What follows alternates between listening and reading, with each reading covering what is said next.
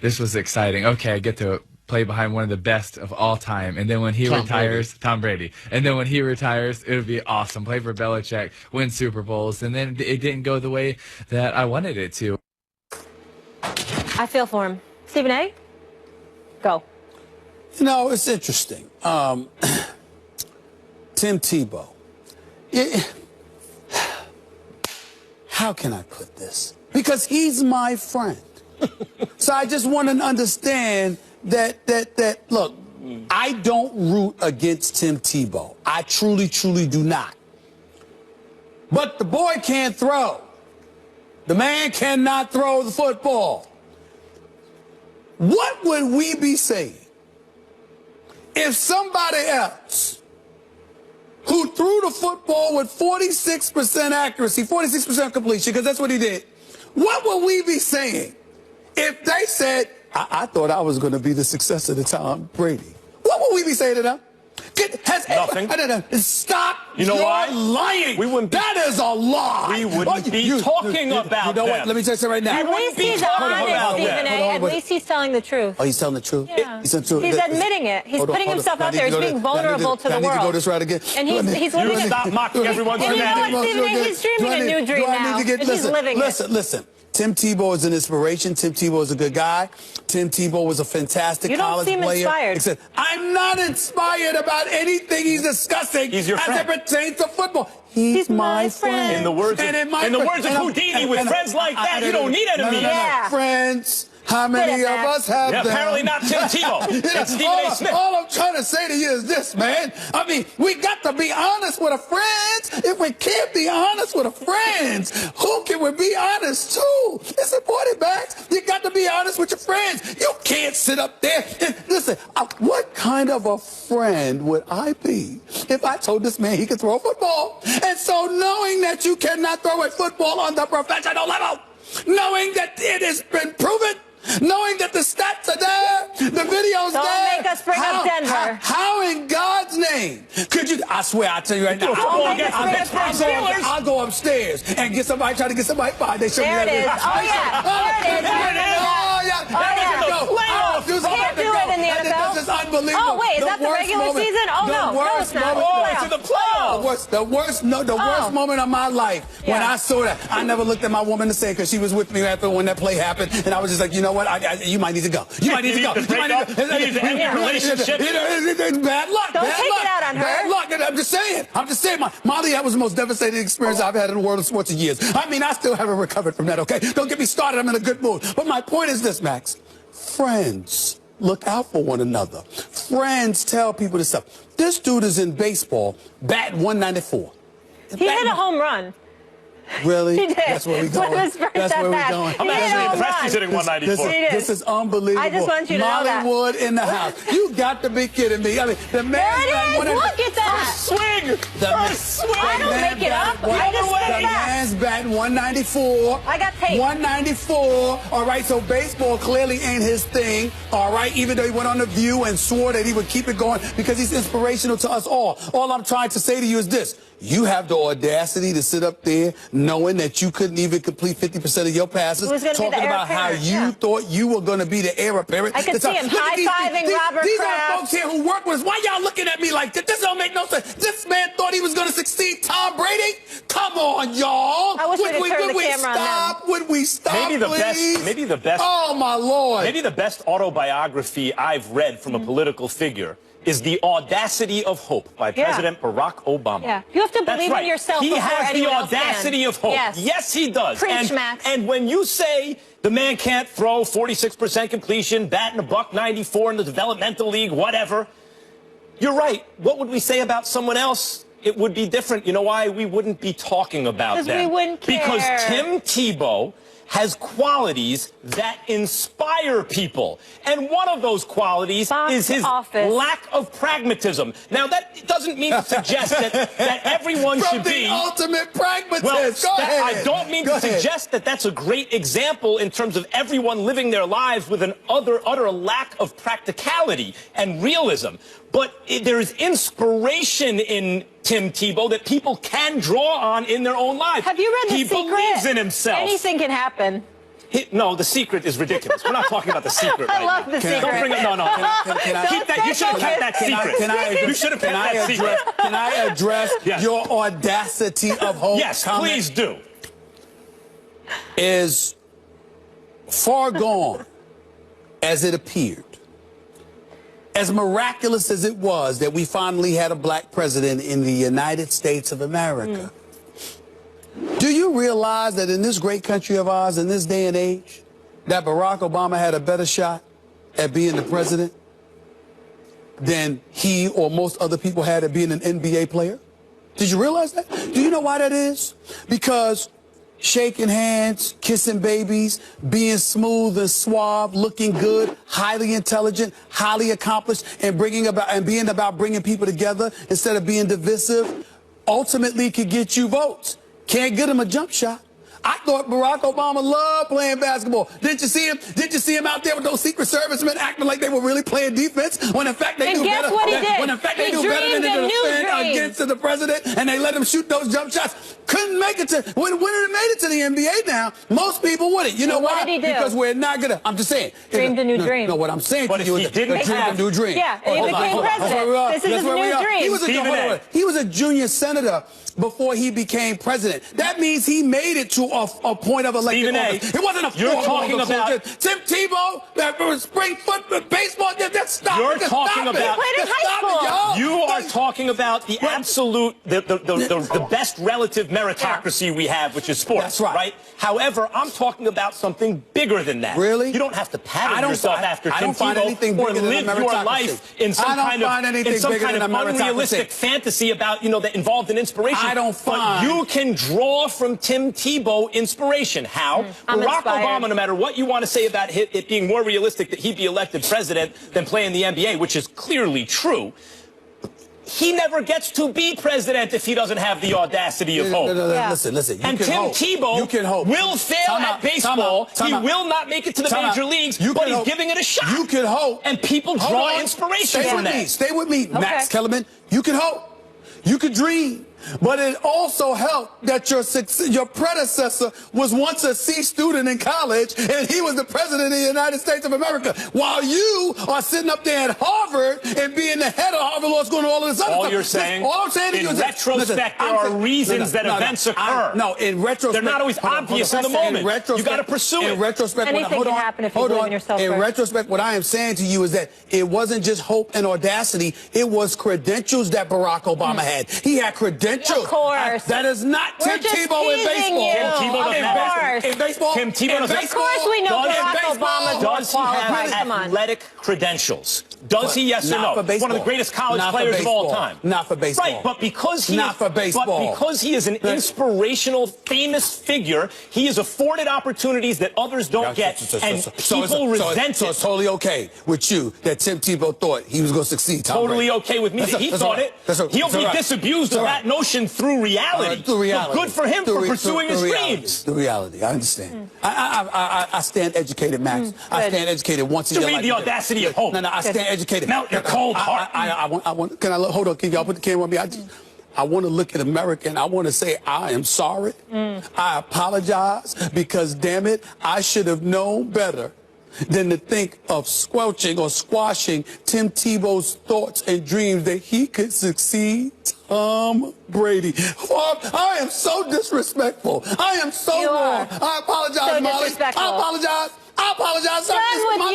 Done with you. My bad. I'm sorry. Speaking of hope and audacity, coming up, Tiger Woods is back, y'all, and he's playing this weekend at the Hero World Challenge and plans to win despite having literally the worst odds, according to Westgate Las Vegas Superbook. I'm sensing a theme here. So will he ever win again? Plus, did you see this last night? J.R. Smith completely abandoned the idea of playing defense when mid-game decided to dap up Jason Terry on the Bucks bench. We'll discuss how bad of a look this is and his strange comments post-game. It's my alter ego, so I just, it was a gift from Ohio State, so yeah, why not? Does your alter ego have a name? Yeah. What is it? I can't tell you. We've analyzed, we've gone inside this data in detail, and we've looked at teams side by side. Yes, we put those teams side by side in comparison, but right now, as our rankings show this week, the selection committee believes as of this week that Ohio State is number 2 and that Penn State is still sitting in that 7th spot. That seems stressful. Well, you heard him. The College Football Playoff Committee has the seemingly impossible task of trying to pick the top 4 teams each week. And this is what we've got with just one more week until the final rankings are released. So let's get you caught up on who's in right at this moment. The outcome of the game, Ohio State, Michigan, had a major impact on the College Football Playoff picture. The double overtime loss by the Wolverines became Washington's gain as the Huskies moved into the number 4 spot. Bama continues its stranglehold of the number 1 spot as it has for each of the last 5 weeks. Following the tide are Ohio State and Clemson. Michigan, previously in the 3rd spot, dropped to 5th. Now, according to 538.com, Alabama and Ohio State have a 92% chance to make the playoff. Michigan just a 1% chance, and Penn State a 21% chance. And to help us break it all down, Trevor Maddich in the house, our friend. Good to see you, as always. Good morning. What's up, man? How are you? Great. Good to see you. Let's roll. I want to start with Max here. Yes, we just had a lively debate about this in the makeup room. Well, we're about to have it here, too. You wearing makeup? Yes, shocking. I thought you were a natural beauty, but you've been exposed. What's your biggest issue with the rankings? I don't have an issue with the rankings. I like the rankings. I think that people who complain about Ohio State because of a loss in the conference, so they won't be in the conference championship game, you want to try to kind of protect the sanctity and the importance of the tradition of the conferences. I appreciate that, but you also wanted a playoff system, and I think those two ideas are mutually exclusive. The playoff system necessarily devalues the conferences. That's one. 2, Clemson's got one weird loss therein. And by the way, Ohio State looks, other than Alabama, they're in their own category, maybe the best team in the country other than Alabama. They got to be there. Alabama's got to be there. Clemson's got to be there. They've been terrific. And when it comes to the 4th team, if you're looking for tiebreakers, I think the Pac-12 should be represented. I think if it's possible and you're looking for something, have the various major conferences, the power conferences, represented. And there is an East Coast bias against the West Coast, mainly based on the fact that the games start late and stuff. They just don't see it as much. So I'd like to see Washington in. I think they are deserving, at least as much as anyone else. I like the top 4. Well, I appreciate you coming around to Washington, because Lord knows you fought me enough on that one when I kept talking about Washington for weeks. Untrue. But yes, it is true until they got smacked around. You know this video's recorded, by right? USA, of course. By USC. They got smacked around by USC. That really was a turn off for me. I can understand. So in theory, I don't want to say definitively, like, outspoken about having a problem with the top 4, Trevor. My issue is the Ohio State situation.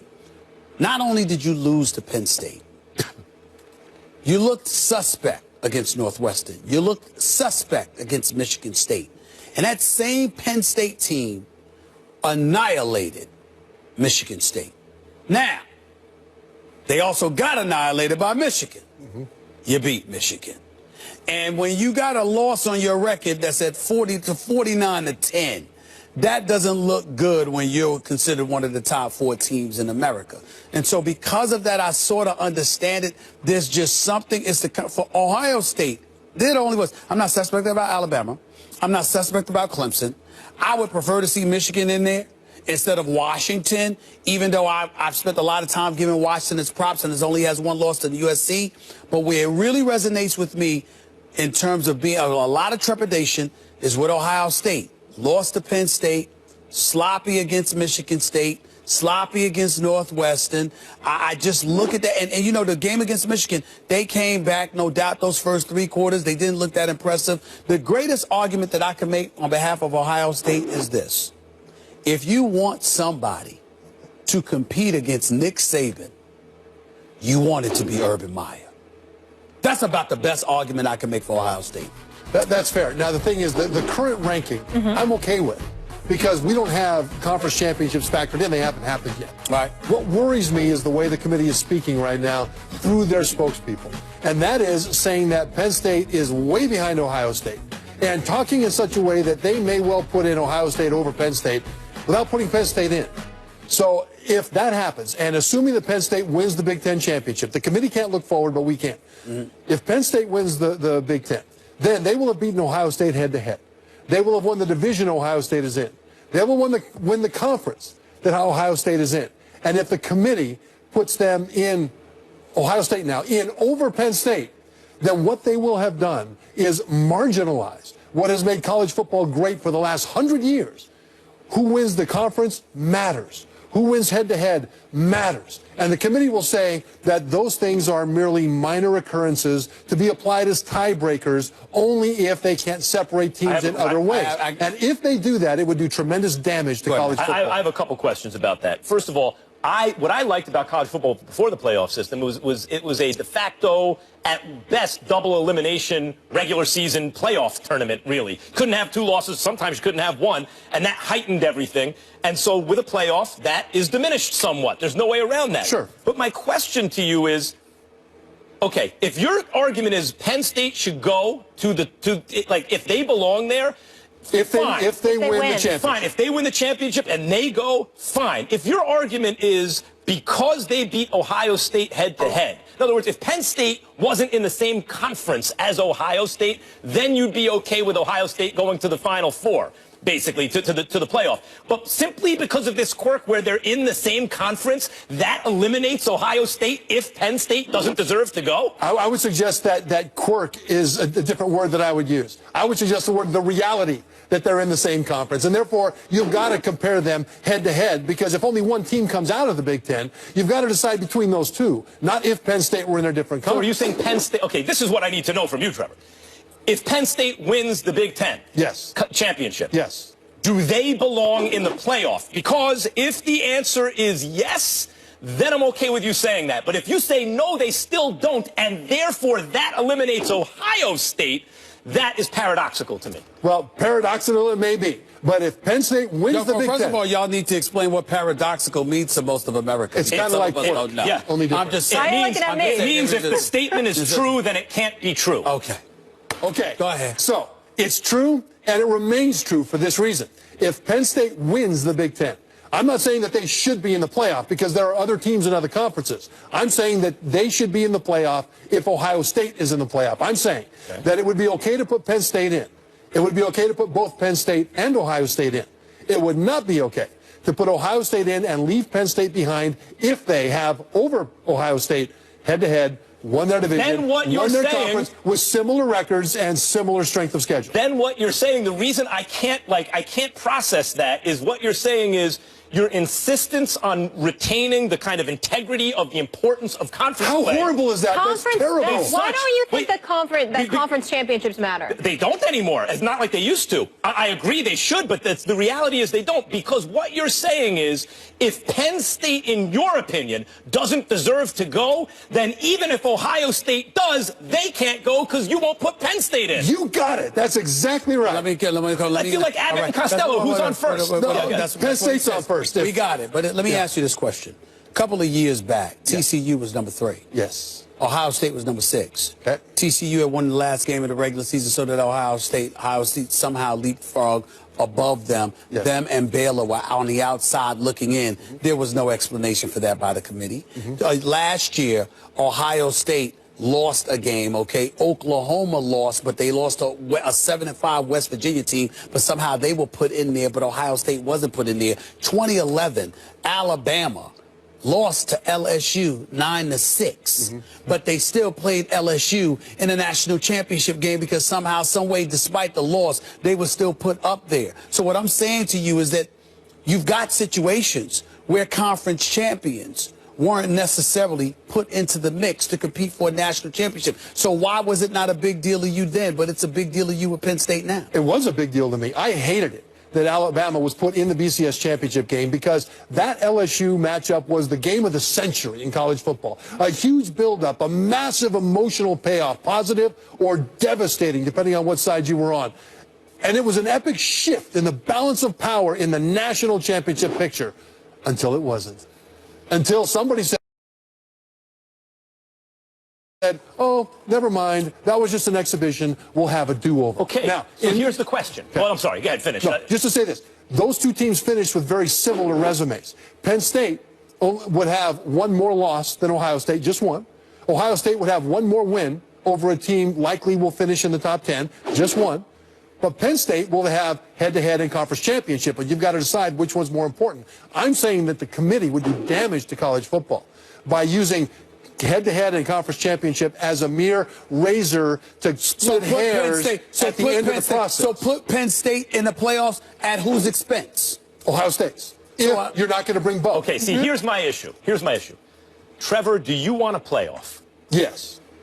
I think those two ideas, the playoff on the one hand and the retaining of the importance of the conference championship and the kind of tournament-style regular season, I think those are mutually exclusive. I think if you have the one, you're devaluing the other. Now, this is the first thing I wrote down when you spoke at the beginning. Smart stuff. I disagree with it, though. You said that the conference championship importance and the playoff are mutually exclusive. I agree with you that the 4-team playoff diminishes to a degree the conference championships because they're not absolute anymore. I get that. But I think you've got to be very careful to not diminish it so far that you make them irrelevant. And that's what I fear the committee will do if we get to this hypothetical scenario. And the way they're talking, they're heading in that direction. And so the cure could be worse than the disease if you take conferences and you diminish those conference races on a national level. That's one of the things that's made college football what it's been for the last century. Well, that is a very well-reasoned position, which is why we wanted you on today, Trevor. Trevor Mattis, dropping knowledge, as always. So good to see you. Thank you, Thank you for being with us. 2001, Nebraska. What didn't they lose? They gave up 62 points one game in 2001. Somebody reminded me of that. I wasn't born yet. In 2001? Yeah. Okay. I'm very young. I'm just saying. Yeah, I don't remember that. They lost the last game to Colorado. I'm looking at it Genius, right here. baby. November 23rd, 2001. They lost to Colorado last game, 62-36. And still, the committee robbed Colorado when they would be playing in that national championship game. And Nebraska went up against Miami in the Rose Bowl and lost 37-14. But see, you've got the poll system back then and the BCS system. Now what you've got is a committee that has conflicting criteria within itself. Yeah. Okay. And that's what's scary because what precedent they're going to set and then opening Pandora's box. Inconsistency, yeah, exactly. But that's exactly what the NCAA wants because they get our attention, because they got us talking about them. That's what they want. That's the other stuff. This is the good stuff about college football. Right. This is one of the things that makes it awesome. This stuff. Okay. Is that a real beard? It is real. What is Because I saw you in makeup, and I don't know if they applied the beard. Real? They just put makeup on. Trevor, thank you so much for being with us. Speaking of college football greatness, Tim Tebow had some ups and downs in the NFL, folks, but apparently he had some careful choice of words, big expectations for himself with his time with the Patriots. We'll tell you exactly what he said after the break. Do not miss it.